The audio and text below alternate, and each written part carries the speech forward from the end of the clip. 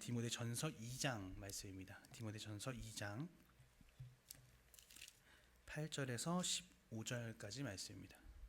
그러므로 각 처에서 남자들이 분노와 다툼이 없이 거룩한 손을 들어 기도하기를 원하노라. 또 이와 같이 여자들도 잔정하게 옷을 입으며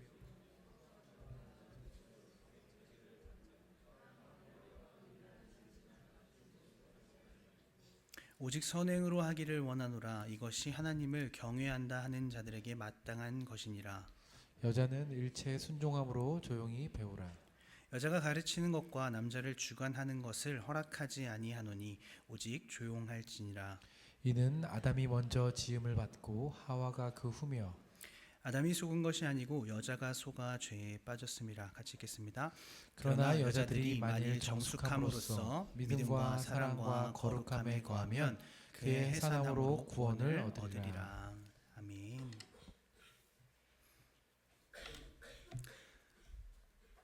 네, 저도 제가 이 말씀을 왜 골랐을까?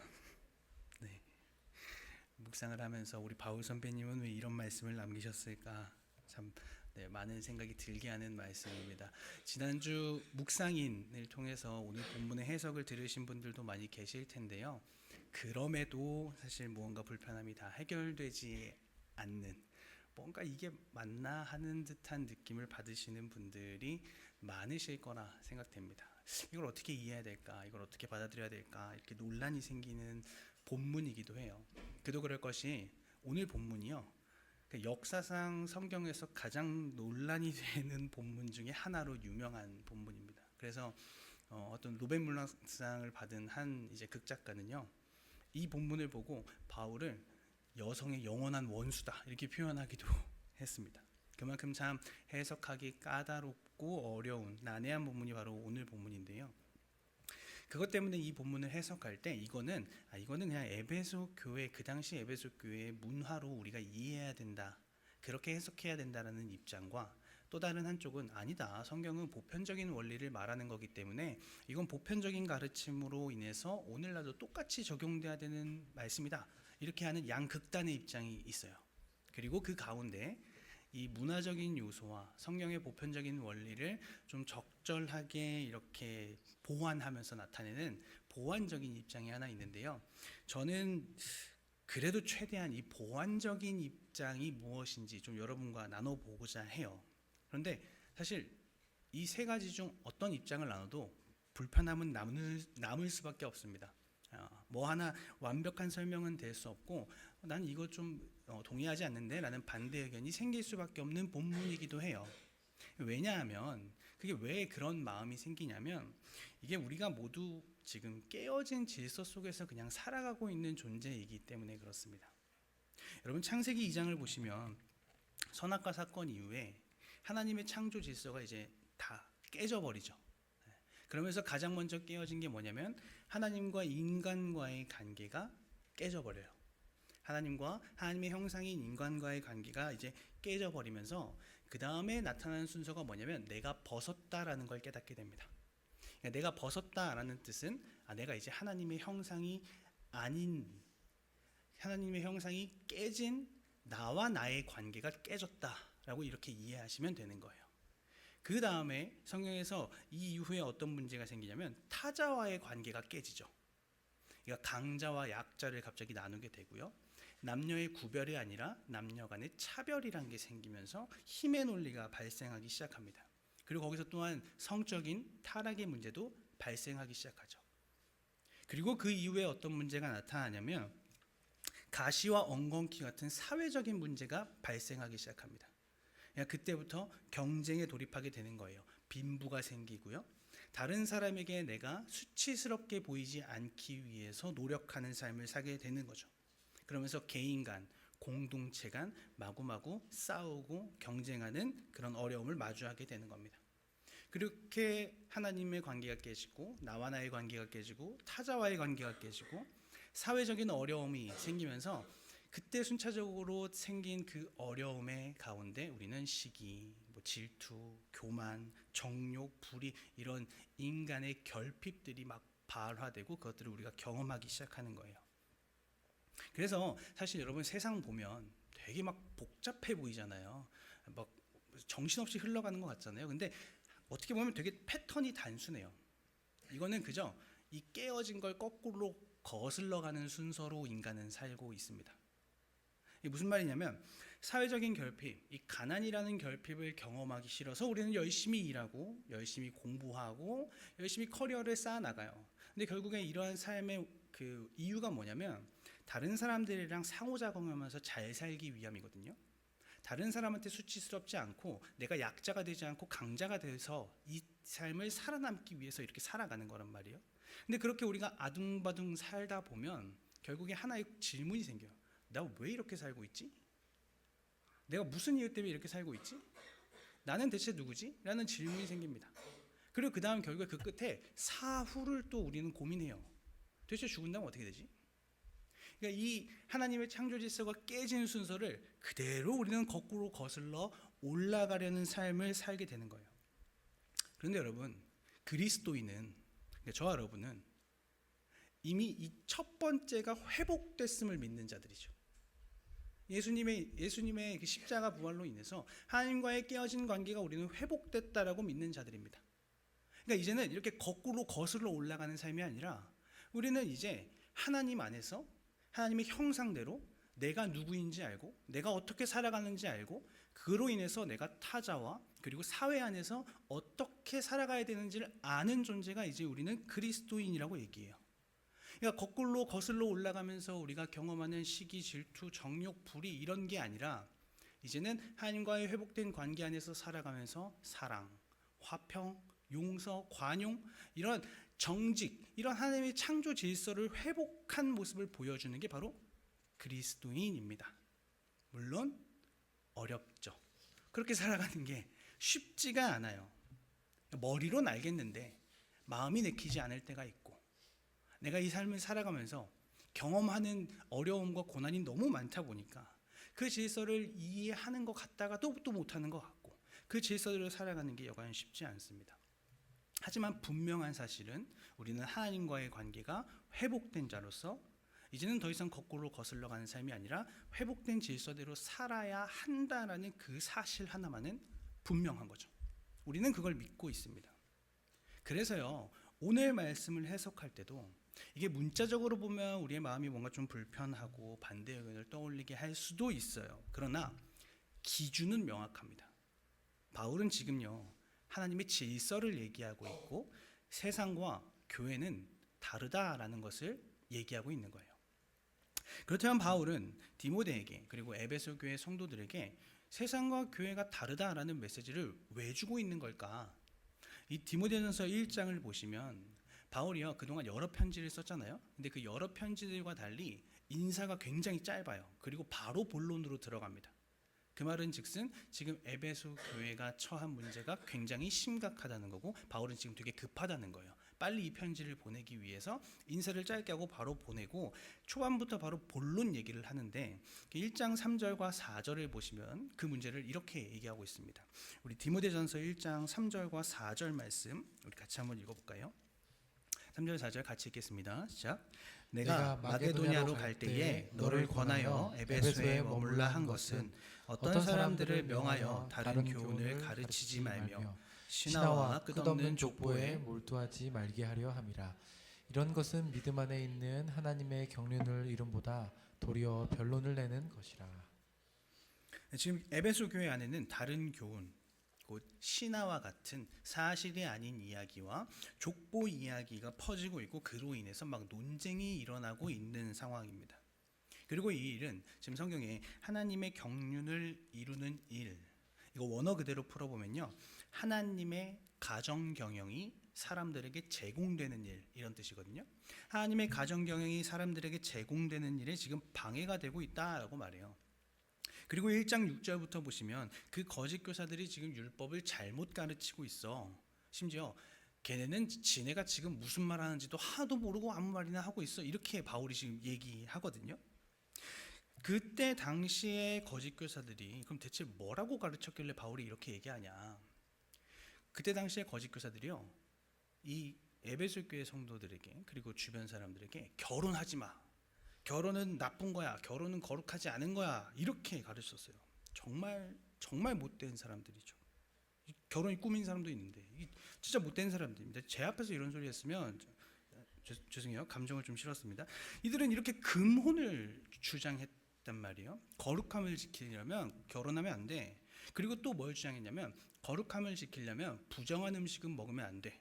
이런 음식의 구별을 주장했어요.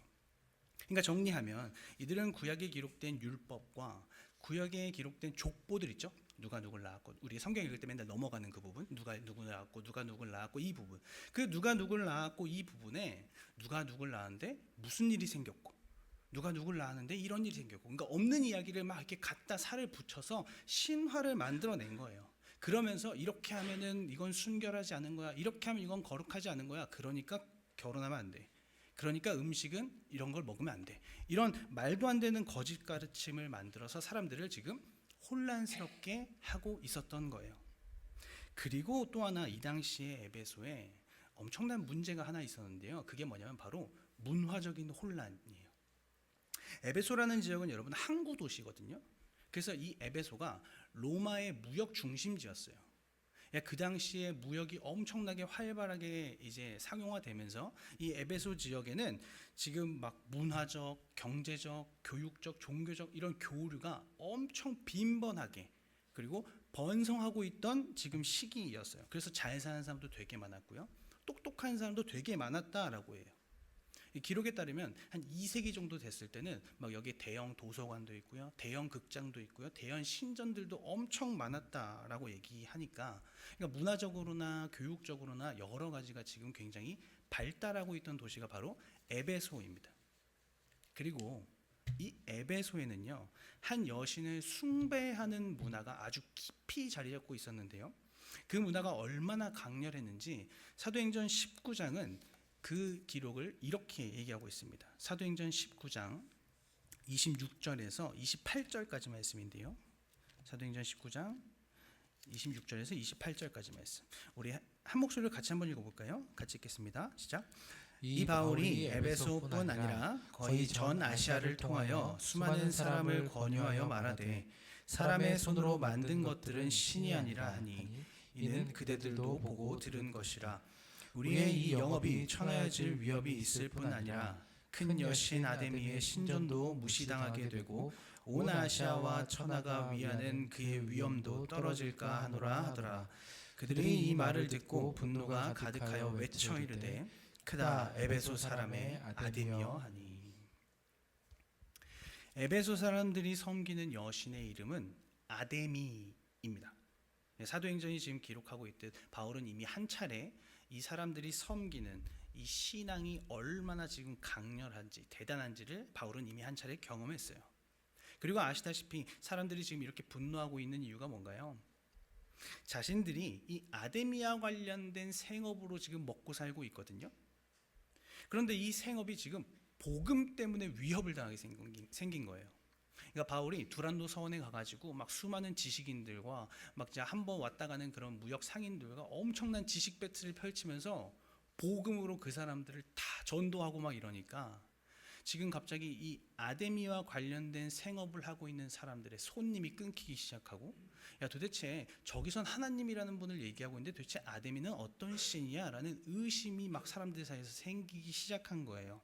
그러니까 이 사람들이 지금 화가 난 거예요. 자신의 생업에도 지금 타격을 입었고 자신들이 믿고 섬기는 저 여신 아데미의 위상이 떨어진다라고 지금 소리를 치고 있는 거죠.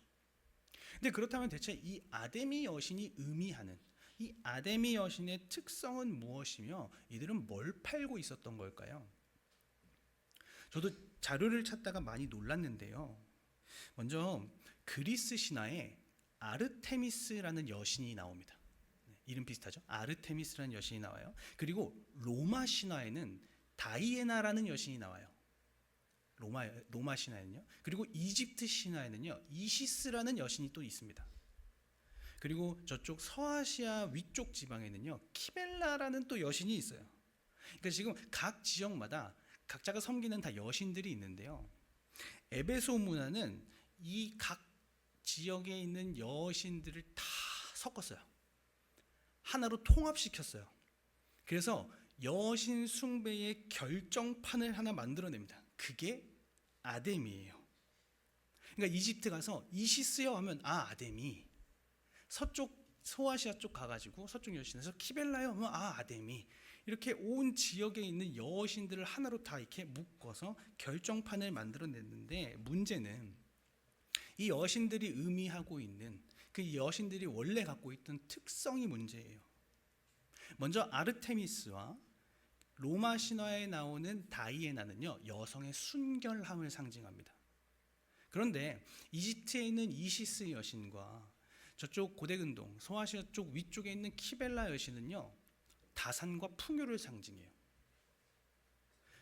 여성의 순결과 다산, 이게 안 맞죠.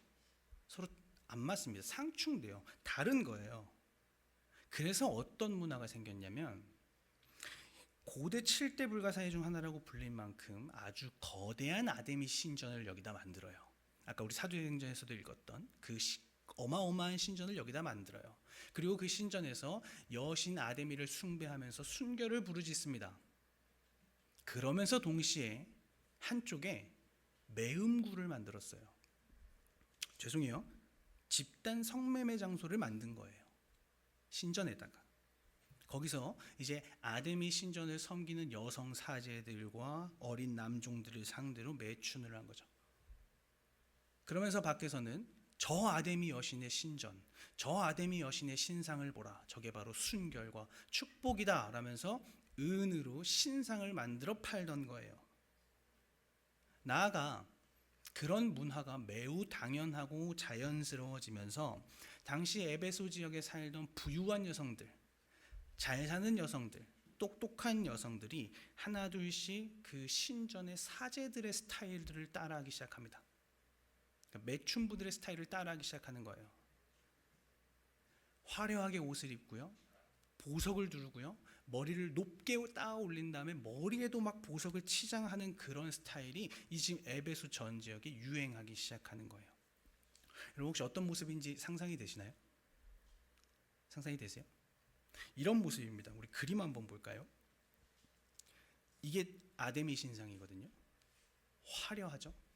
뭔가 머리부터 발끝까지 빈틈이 없죠. 머리를 따 올리고 머리에도 갖가지 보석들을 지금 다 하고 있습니다.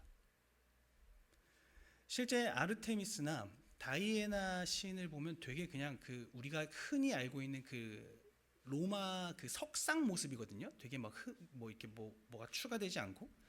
근데 그게 혼합이 되면서 아데미라는 여신의 신상은 지금 저 모습을 갖췄습니다. 아주 화려하고 뭔가 여성성을 강조하고요. 어디가 순결인지는 잘 모르겠는데 어쨌든 저런 신상을 쌓아놓고 만들어놓고 판매하면서 저런 아데미와 관련된 문화가 에베소 온 지역을 지금 장악하고 있었습니다. 여러분 여기까지 내용을 한번 정리해 볼까요? 한쪽에서는 율법을 가지고 이상한 신화와 꾸며낸 족보를 가지고요, 금혼주의를 외치고 있습니다. 음식 먹지 마, 이런 금욕주의, 이원론적 금욕주의를 외치고 있어요. 그러면서 하나님의 말씀을 왜곡시키고 있죠. 율법을 잘못 가르치고 있습니다. 그리고 한쪽에서는요, 문화가 뒤섞이면서 남자들은 막 지적인 허영심에 빠져가지고 맨날 논쟁하고 다투고 있고, 그러면서 여신을 숭배한다고 하면서 매춘을 일삼고 있어요. 그리고 여성들은 이제 갑자기 잘 먹고 잘 살게 되니까 자신의 아름다움, 외적인 가치를 자랑하면서 날마다 자기의 부와 권력을 내세우고 다니는 게 지금 에베소의 문화입니다. 질서도 없고 기준도 없고 모순과 정욕만 가득한 지금 이 사회. 그런데 그 영향이 지금 교회 안까지 들어오기 시작한 거예요. 그러니까 자기가 무슨 말 하는지도 모르는 사람들이 하는 말에 교회가 막 휘청휘청거리고요. 사람들이 예배하자고 모여놓고 거기서 맨날 네가 맞네 내가 맞네 말싸움만 하고 있고요. 여성들은 와가지고 맨날 부동산 얘기, 너 뭐 스와로브스키 샀니, 뭐 샀니, 백 얘기, 이런 얘기 하고 있는 거예요 지금. 네. 지금 그게 지금 에베소 교회의 상황입니다. 그러한 상황 속에 바울이 오늘 말씀을 가지고 권면하는 거예요. 여러분, 교회는 달라야죠. 성도는 달라야 합니다. 교회는 하나님의 질서가 드러나야 합니다. 라는 말을 하는 거예요. 아직은 공감이 잘 안 되시죠? 저는 막 엄청 지금 포장을 잘 하고 있으니까요. 그리고 비중을 따져봤을 때 남성에게도 좀 우리 선배님이 길게 말씀하시거나 아니면 좀 여성의 감수성을 좀 고려하셔가지고 이렇게 단어 선택을 좀 잘하셨으면 어땠을까 하는 아쉬움이 너무너무 많습니다. 제가 볼 때 바울 선배님이 약간 기본적으로 이 T 성향이 조금 강하신 것 같기는 해요. 예. 하지만 앞서 제가 설명해드린 이 여신 숭배 문화와 그리고 이 거짓 가르침들, 그리고 그에 따른 막 어마어마한 성적 타락들, 그리고 여러분 디모데후서 3장 6절과 7절의 기록, 6절과 7절의 기록을 보면 이 거짓 교사들이요 꼭 그렇게 여성들을 타겟팅해서 이들을 미혹했다라는 기록이 있어요. 그러니까 이러한 점들을 다 고려해 봤을 때 사실 사도 바울은요 지금 에베소 교회 여성들한테 니네 잘해야 돼 이렇게 지적하고 훈계하는 게 아니라 지금 엄청 걱정하고 있는 거예요. 그들이 무너질까, 그들이 실족할까 지금 엄청 걱정하면서 그들에게 신앙을 잘 지켜야 된다고 권면하고 있는 겁니다. 물론 말은 좀 세요. 근데 이런 느낌이에요. 왜 그 경상도 남자들이 이렇게 선물 사오면서 오다 주었다 니해 막 이런 느낌 있잖아요. 그런 느낌으로 한번 우리가 읽어볼 수 있는 거죠. 마음은 지금 이 에베소 교회 여성 성도들을 지금 되게 걱정하고 있는 거예요. 제 바울 선배님은 저 만나시면 상급을 좀 주셔야 될 것 같아요. 제가 지금 포장을 되게 잘하고 있는데 어쨌든 바울 선배님의 이 T 성향이 섞인 이 다급한 권면이요. 여러분 지금 교회의 질서와 교회의 가르침을 말하고 있다라고 생각해 본다면 사실 오늘 말씀은 이제 우리가 단어만 좀 잘 풀어내면 됩니다. 그러면 본문의 내용이요 좀 다르게 보이실 거거든요. 그리고 그 다음에 제가 여러분에게 드리고 싶은 메시지가 하나 있는데 그거를 좀 짧게 한번 전달해 보겠습니다. 우리 성경 눈으로 한번 따라가 볼 텐데요. 8절부터 10절까지 오늘 읽은 본문 8절부터 10절까지 제가 빠르게 한번 정리해 보겠습니다. 거짓 교사들이 잘하는 논쟁과 다툼, 그리고 당시 남성들이 빠져 있는 막 지적 허영심, 막 문화가 섞이고 하는 가운데, 막 지식이 섞이고 하는 가운데 나타난 지적 허영심, 이런 거 조심하고 남성들에게 제발 교회에서 기도 좀 해라. 지금 바울이 그 얘기하고 있거든요. 너희가 세상에서 막 그렇게 열심히 살아야 되는 거 잘 알겠고, 너네가 뭔가 승리해야 되고 이겨내야 되는 거 잘 알겠는데, 교회는 적어도 교회는 세상 지식으로 옳고 그름을 판가름하는 게 아니라, 세상 권력으로 옳고 그름을 판단하는 게 아니라 지금 손을 들고 항복해서 기도로 네 뜻을 맡기는 게 교회야라고 지금 바울은 분명하게 교회가 무엇이다는지를 말하고 있어요. 남성들에게 기도해라라고 말하고 있는 거죠. 그리고 여성들에게는 아까 좀 전에 말씀드렸듯이 매춘부들이나 아니면 여성 사제들, 그리고 부유한 사람들이 외적으로 자랑하고 있는 것들, 그런 거 하지 말고 선행이라는 아름다움을 보여라. 그게 진짜 아름다운 거야 라는 말을 하고 있는 겁니다. 이게요 절대 유교적인 가치로 이 말을 하는 게 아니에요. 단어 때문에 그런데요. 9절에 이 소박함과 정절, 이 정절은 15절의 정숙함과도 같은 단어인데요. 저도 이거 읽으면 저도 사실 지금 그렇게 나이가 많지 어중간한데 나이가 그렇게 많지 않은데 이 소박함과 정절이라는 단어를 보면 막 한복 입고 막 이런 게 떠오르기는 해요. 근데 여러분 이 소박함과 정절 이거 왜 이렇게 번역했는지 모르겠는데 이거 원어로 보면요 여러분 겸손과 지혜예요. 전혀 다르죠? 겸손과 지혜. 그래서 영어 번역에서는요 이거를 겸손과 품이라고 번역했어요. 겸손과 자기절제력이라고 번역했습니다. 느낌이 완전 다르죠. 품이 있는 여성이 되라. 지금 바울이 그 얘기하고 있는 거거든요. 세상이 가르치는 화려함이나 외적인 아름다움이 아니라 선행을 통한 내적인 아름다움으로 교회는, 여자 성도들은 품위와 겸손한 매력을, 그것을 드러내라. 그게 진짜 아름다움이다 라고 지금 바울은 얘기하고 있는 거예요. 그리고 11절부터 사도 바울은요 권위와 질서라는 주제 안에서 여성들은 향한 권면을 이어가는데요. 우리 이 부분을 한번 읽어보도록 하겠습니다. 11절부터 14절까지 말씀 같이 한번 읽어보겠습니다. 시작. 여자는 일체 순종함으로 조용히 배우라. 여자가 가르치는 것과 남자를 주관하는 것을 허락하지 아니하노니 오직 조용할지니라. 이는 아담이 먼저 지음을 받고 하와가 그 후며 아담이 속은 것이 아니고 여자가 속아 죄에 빠졌음이라. 네, 먼저 11절 보겠습니다. 여기서 순종함이라는 말이요. 여자들은 그냥 남자들에게 다 순종해 복종해 이런 말이 아니라요.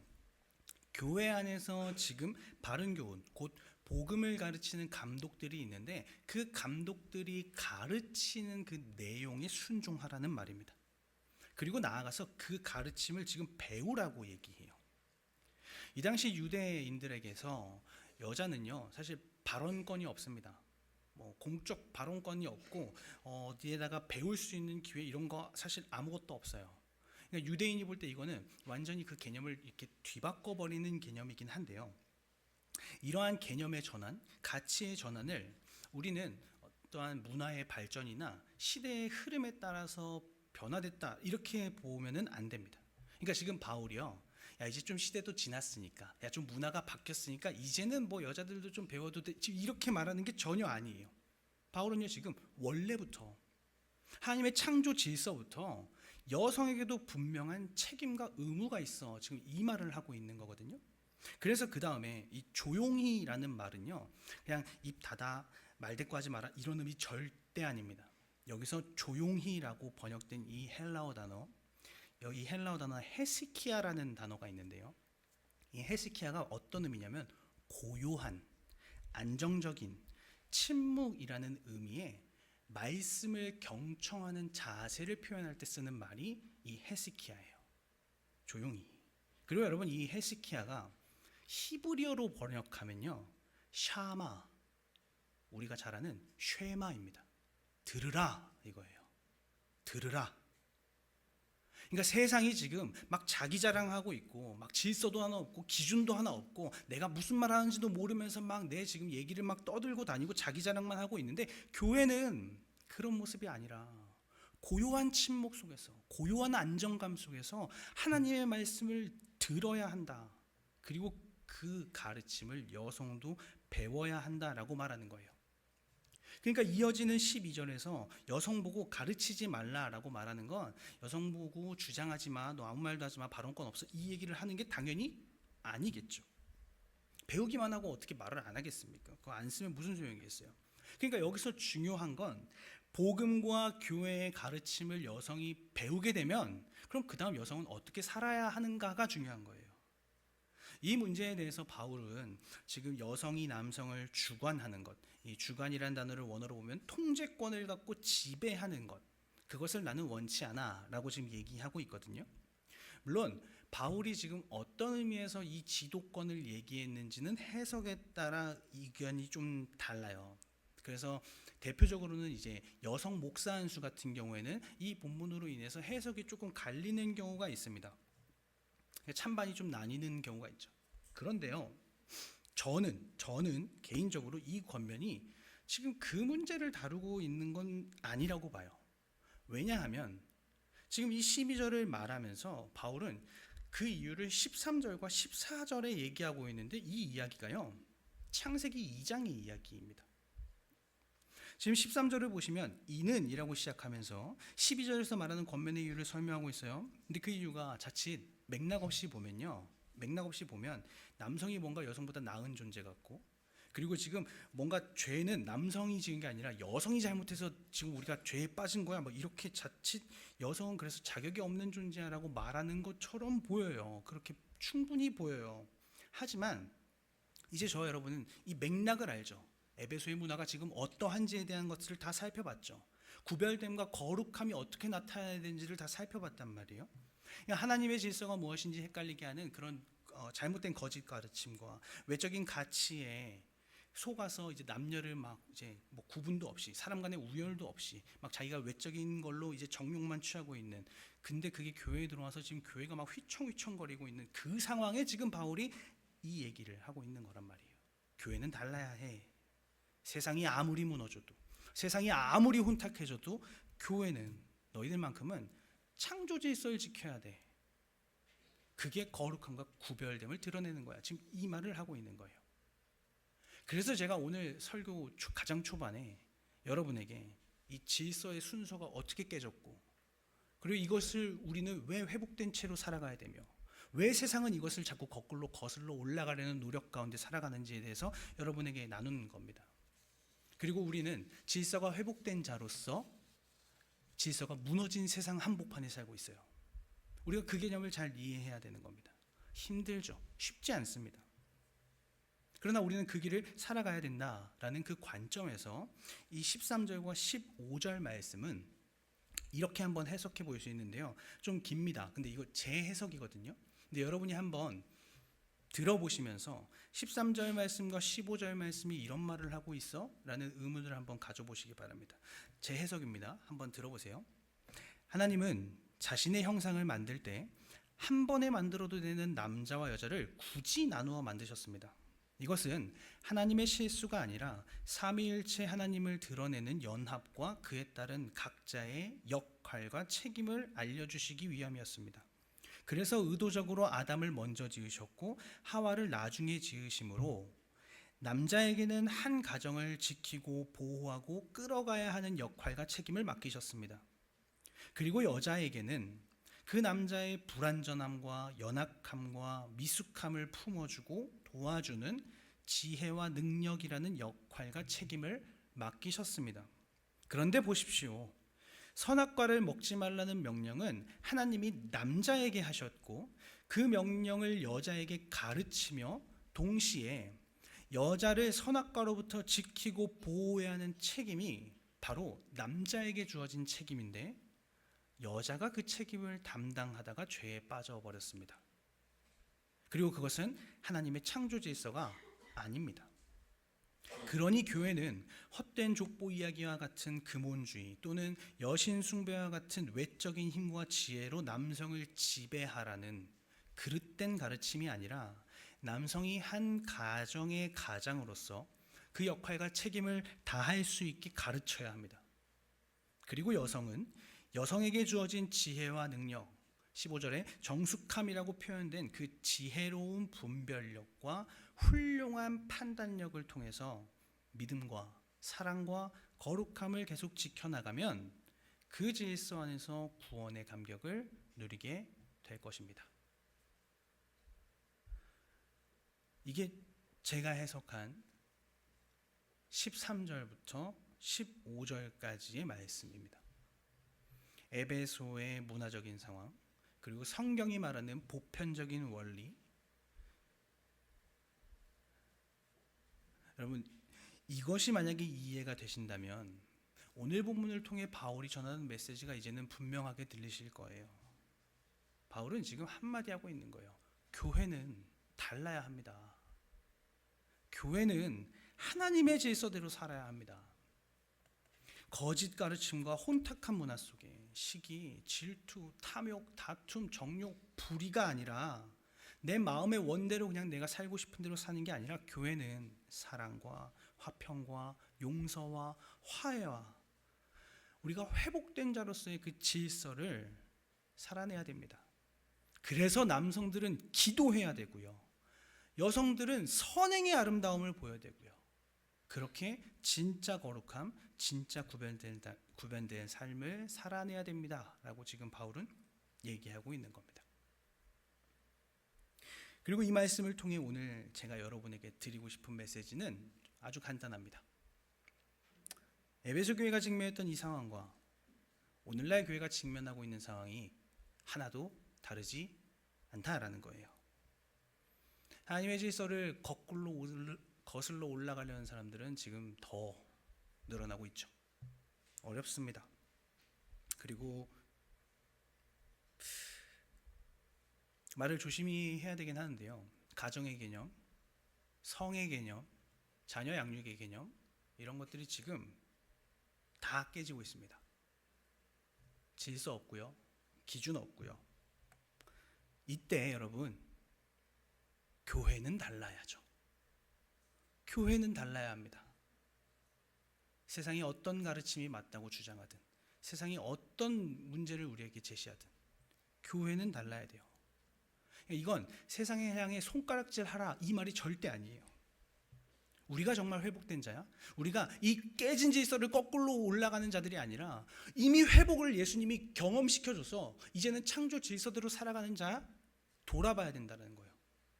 세상을 향해 우리가 손가락질하기 전에 우리는 성적으로 거룩한가? 우리 가정은 정말 하나님 아래 있는가? 이걸 지금 돌아봐야 된다는 거죠. 남성들이 기도의 자리를 지금 지키고 있는가? 우리가 정말 외적인 아름다움이 아니라 외적인 성공이 아니라 외적인 자랑이 아니라 정말 선행으로 우리의 아름다움을 드러내고 있는가? 우리 교회인가? 우리는 다른가? 돌아봐야 한다라는 거죠. 두렵습니다. 이번 달 초에 독일이 성적 자기결정권이라는 법을 통과시켰어요. 1년에 한 번씩 성별을 바꿀 수 있다고 합니다. 뭐 재판도 필요 없고요. 동사무소 가서 서류 하나만 작성하면 된대요. 그게 지금 벌써 17개 국가가 통과된 법이에요. 무섭습니다. 맞아요. 어떻게 아이들에게 가르쳐야 될지 정말 힘듭니다. 어렵죠? 그런데 여러분, 손가락질하기 전에 우리도 먼저 돌아봤으면 좋겠어요. 아이들이 건강한 가정을 보면서 저게 맞지 할 수 있어야 합니다.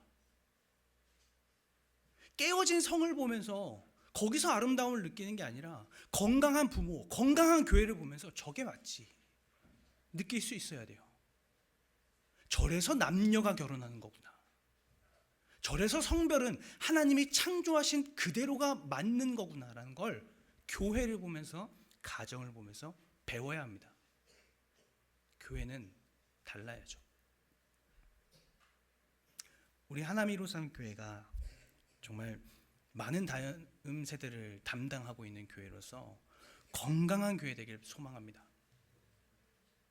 하나님의 그 창조 질서 아래 말씀 갖고 씨름하고 기도 가지고 씨름하며 다음 세대에게 교회는 달라, 얘들아 교회는 다르다라는 것을 보여줄 수 있는 그런 교회 되기를 주님의 이름으로 소망합니다.